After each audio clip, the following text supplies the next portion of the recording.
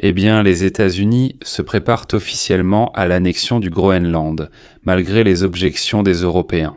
Un projet de loi sur l'annexion du Groenland et l'octroi du statut d'État a été soumis au Congrès américain. Le projet de loi prévoit bien plus que de transformer l'île en un territoire comme Porto Rico ou Guam. Il vise à accorder au Groenland le statut d'État similaire à celui de l'Alaska. Il faut aussi préciser qu'au même moment, les républicains ont présenté ce projet de loi au Congrès. La porte-parole de la Maison-Blanche a déclaré officiellement que Donald Trump veut acheter le Groenland aux Européens. Sinon, l'armée des États-Unis devra prendre l'île par la force. Donald Trump lui-même a déclaré que même si la prise du Groenland par les Américains conduit à l'effondrement de l'OTAN, il y est prêt, car c'est soi-disant lui qui a sauvé l'Alliance Atlantique. Mais si l'OTAN ne voit aucune menace pour le Groenland de la part de la Russie et de la Chine, il ne regrettera pas vraiment si l'OTAN s'effondre réellement. Mais les experts envisagent tout de même une autre option. Le schéma pour obtenir le Groenland pourrait ressembler à ceci. Le Groenland proclame son indépendance vis-à-vis du Danemark et signe avec les États-Unis un pacte d'association libre. Voici ce que nous allons aborder dans cet épisode. Examinons cela ensemble et clarifions les choses. Je suis Alexei Petchy. Avant d'aborder le sujet, j'aimerais vous poser une question. Si cet épisode vous paraît intéressant et utile, vous pouvez soutenir le travail de cette chaîne YouTube par un don ou un abonnement payant via les liens et coordonnées indiqués. La description de la vidéo indique « Soutenez la chaîne Alexei Petchy ». Choisissez le format qui vous convient le mieux, je vous serai reconnaissant pour tout soutien de votre part, mais faites-le à la fin de cet épisode. De plus, abonnez-vous à ma chaîne Telegram Petchy News. Le lien est dans la description de la vidéo. Ainsi, le député républicain Randy Fein a présenté au Congrès américain un projet de loi sur l'annexion du Groenland et l'octroi du statut d'État à ce territoire. Fein, que Trump avait soutenu avant même qu'il n'obtienne son siège au Congrès l'année dernière, il a déclaré que les intérêts de sécurité des États-Unis dans l'Arctique rendaient l'annexion de ce territoire tout simplement vitale. Mais je précise tout de suite pour la compréhension que Randy Fein est ce qu'on appelle un combattant mage. Néanmoins, aujourd'hui, il déclare, je cite, « Le Groenland n'est pas un avant-poste lointain que nous pouvons ignorer, c'est une ressource vitale pour la sécurité nationale. Celui qui contrôle le Groenland contrôle les principales routes maritimes arctiques et l'architecture de sécurité qui protège les États-Unis. L'Amérique ne peut pas laisser cet avenir entre les mains de régimes qui méprisent nos valeurs et cherchent à saper notre sécurité. » Ainsi, le projet de loi autorise Donald Trump à prendre des mesures pour acquérir le Groenland, y compris des négociations avec le Danemark. Il prévoit également que l'administration Trump doit rendre compte au Congrès de toutes les mesures nécessaires pour accélérer l'approbation de cet accord par le Congrès.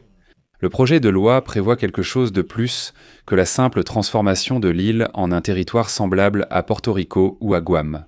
Il vise à accorder à la Groenland le statut d'État similaire à celui de l'Alaska, le seul État limitrophe du cercle polaire. L'argument principal de tous les républicains est que si les États-Unis ne s'emparent pas de la Groenland, alors l'île sera prise par les Russes ou les Chinois. Et ici en Russie, on a déjà commencé à attiser les tensions entre les Américains et les Européens.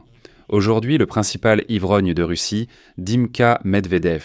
Ce petit bonhomme est donc apparu en public et a conseillé à Trump de se dépêcher d'acquérir la Groenland, avant que cette île ne soit également prise par les Russes.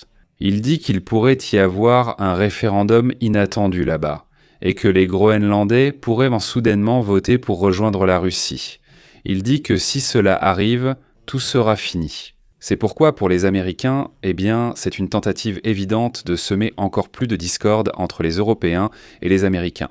Mais néanmoins, je ne pouvais pas ignorer cette déclaration du principal alcoolique de Russie. Et dans ce contexte, la porte-parole de la Maison-Blanche, Karoline Leavitt, a déclaré aujourd'hui, je cite, « Trump veut que les États-Unis acquièrent le Groenland, car sinon il sera acquis, ou peut-être même saisi par la Chine ou la Russie, ce qui ne serait bon ni pour les États-Unis, ni pour l'Europe, ni pour le Groenland lui-même. » Cependant, il n'est pas clair comment, à la Maison-Blanche, ils imaginent un scénario dans lequel les Européens seraient prêts à céder cette île aux Russes. Les dirigeants européens ont évidemment rejeté les récentes déclarations de Trump sur ses projets pour le Groenland. Et la première ministre danoise, Mette Frederiksen, a averti que la prise de l'île par les États-Unis marquerait la fin de l'Alliance Nord-Atlantique. Apparemment, c'est exactement ce que veulent les Russes. Et c'est là que Trump lui-même a exprimé une idée intéressante, même si l'intéressante devrait probablement être mise entre guillemets. Trump a déclaré fermement, je cite, lorsque Trump a été interrogé « Écoutez, est-ce que cela vous va si cela compromet l'OTAN, si l'OTAN cesse effectivement d'exister après que vous ayez pris le contrôle du Groenland ?» À cela, Trump a répondu, je cite, « C'est moi qui ai sauvé l'OTAN, c'est moi qui ai fait augmenter leurs dépenses jusqu'à 5% du produit intérieur brut. Peut-être que l'OTAN sera déçue. Si je le fais, nous économiserions beaucoup d'argent. Mais j'aime l'OTAN. J'essaie juste de comprendre si l'OTAN serait avec nous si nous en avions besoin.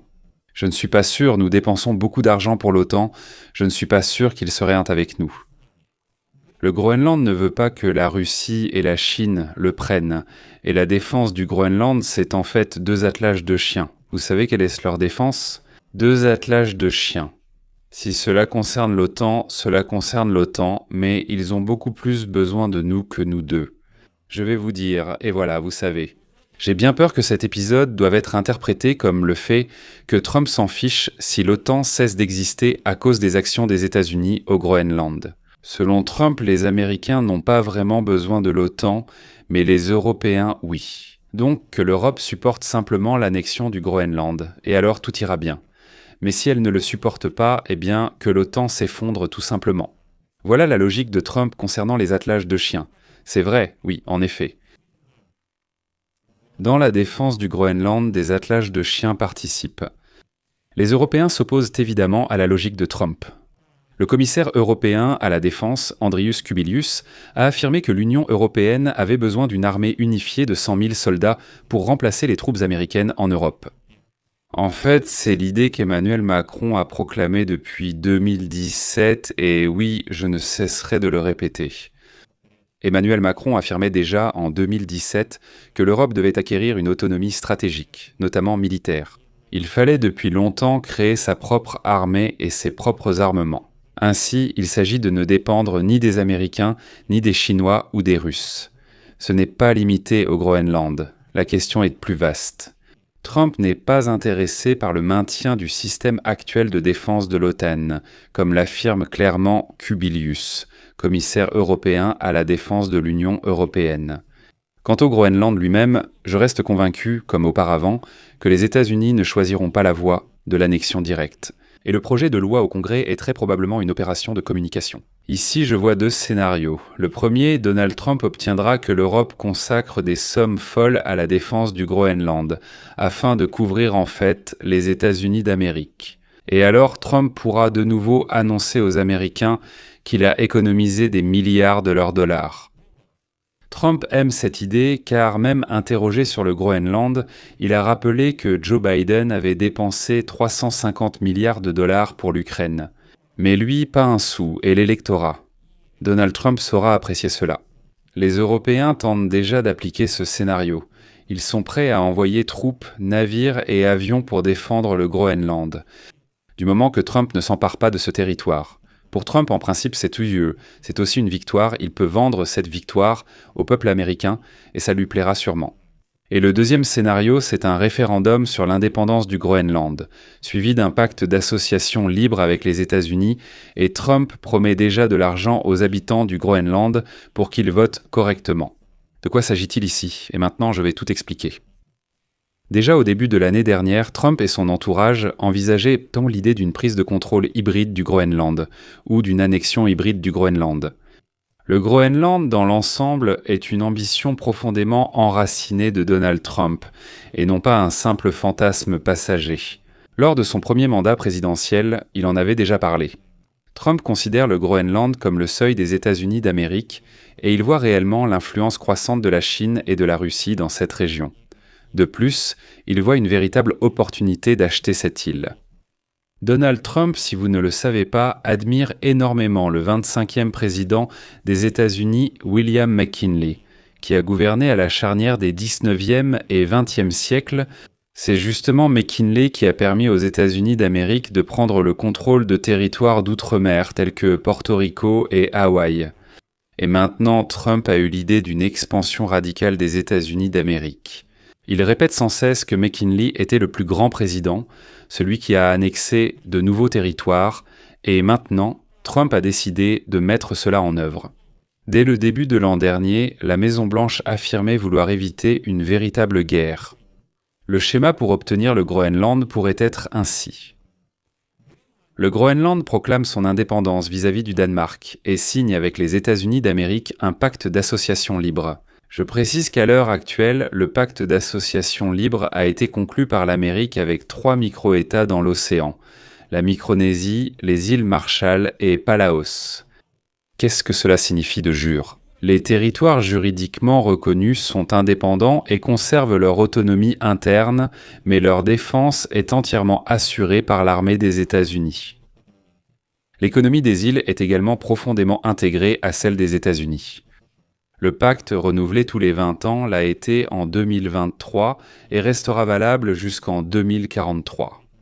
Ce sont en quelque sorte des territoires indépendants, mais la défense et l'économie dépendent totalement des Américains. Maintenant, Donald Trump pourrait tenter de soudoyer le peuple du Groenland pour qu'il vote l'indépendance du Danemark, puis rejoigne le protectorat des États-Unis via le pacte d'association libre. Eh bien, heureusement pour Donald Trump, il n'a pas besoin de soudoyer tant de monde que ça. La population officielle du Groenland est de 57 000 personnes, et ce n'est qu'après un certain temps, si ce scénario se réalise, que le Groenland indépendant, qui aura un pacte d'association libre, pourra rejoindre les États-Unis d'Amérique comme par exemple le 51e État, pas maintenant, mais avec le temps. Ici, je vais simplement rappeler un épisode historique important. Les États-Unis d'Amérique ont acheté l'Alaska à la Russie en 1867. Mais saviez-vous que pendant près de 100 ans, l'Alaska n'était pas considérée comme un État des États-Unis d'Amérique et que pendant près de 50 ans, elle n'était même pas considérée comme un territoire des États-Unis ? L'Alaska n'est devenu le 49e État des États-Unis qu'en 1959 et avant cela, elle n'était qu'un territoire sous l'administration et la protection des États-Unis. Le Groenland pourrait connaître exactement le même sort. Et vous savez, je suis sûr qu'après un certain temps, la Micronésie, les îles Marshall et Palau deviendront également des États des États-Unis. Je vais m'arrêter ici, les amis. Donnez votre avis et vos conclusions dans les commentaires sous cette vidéo, abonnez-vous à la chaîne, activez la cloche et n'oubliez pas de mettre un like, les amis. Je vous rappelle encore une fois, si vous souhaitez soutenir le travail de cette chaîne YouTube, vous pouvez le faire via un don en utilisant les liens et les coordonnées dans la description de cette vidéo. C'est tout pour aujourd'hui. Prenez soin de vous. À bientôt à tous.